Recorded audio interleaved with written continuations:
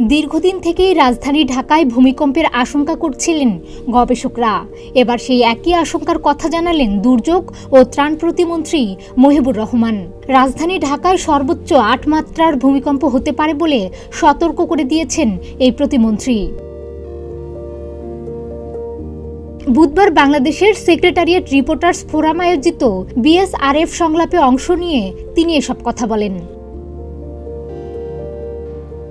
প্রতিমন্ত্রী বলেন, রাজধানী ঢাকায় সর্বোচ্চ ৮ মাত্রার ভূমিকম্প হতে পারে। ৮ মাত্রার ভূমিকম্প হলে ২০% বিল্ডিং ধ্বংস হতে পারে বলেও শঙ্কা রয়েছে। এতে ঢাকা শহরের লাখো লাখো লোক আটকা পড়তে পারেন। প্রতিমন্ত্রী বলেন, ৮ মাত্রার ভূমিকম্প হলেও ভয়ের কারণ নেই। এমন পরিস্থিতি বহু দেশে হয়ে আসছে, যেমন তুরস্কে ভূমিকম্প হয়, কিন্তু তারা দুর্যোগ সহনীয় অবকাঠামো ও সমাজ ব্যবস্থা গড়ে তুলেছে, যে কারণে সমস্যা এলে তা সমাধান করার সক্ষমতা তারা তৈরি করছে। এত উচ্চমাত্রার ভূমিকম্পের সতর্কতা তিনি কিসের ভিত্তিতে দিচ্ছেন? সাংবাদিকদের এমন প্রশ্নের জবাবে তিনি বলেন, নির্দিষ্ট গবেষণার ভিত্তিতেই তিনি এমন কথা বলছেন। এ নিয়ে তাদের সুনির্দিষ্ট তথ্য আছে বলেও জানান তিনি।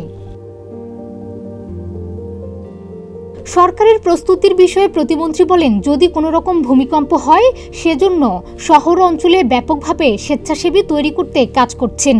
ভবনগুলো যদি ধসে যায়, তাহলে সেগুলো পরিষ্কার করা ও মানুষকে উদ্ধারে তারা ব্যাপকভাবে পরিকল্পনা গ্রহণ করছেন।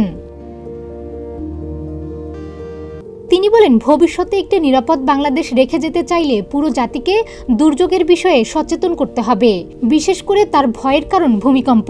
বাংলাদেশ ভূমিকম্প প্রবণ দেশগুলোর মধ্যে অন্যতম। এদিকে সম্প্রতি দেশের উপকূলে আঘাত হানা ঘূর্ণিঝড় রেমালের তাণ্ডবে ৭,০০০ কোটি সম্পদের ক্ষয়ক্ষতি হয়েছে বলে মন্তব্য করেন প্রতিমন্ত্রী। তিনি বলেন, রেমাল বড় ধরনের চ্যালেঞ্জ তৈরি করেছিল। তারা পরিকল্পিত ও সমন্বিতভাবে এটার মোকাবেলা করেছেন। দুর্যোগ প্রতিমন্ত্রী বলেন, ৭,০০০ কোটি টাকার বেশি ক্ষয়ক্ষতি হয়েছে। আন্তঃমন্ত্রণালয় বৈঠক করে এই তথ্য পেয়েছে দুর্যোগ ব্যবস্থাপনা ও ত্রাণ মন্ত্রণালয়। তবে এখন পর্যন্ত ৯০% তথ্যের ভিত্তিতে ক্ষয়ক্ষতির এই হিসাব পাওয়া গেছে বলে জানান প্রতিমন্ত্রী।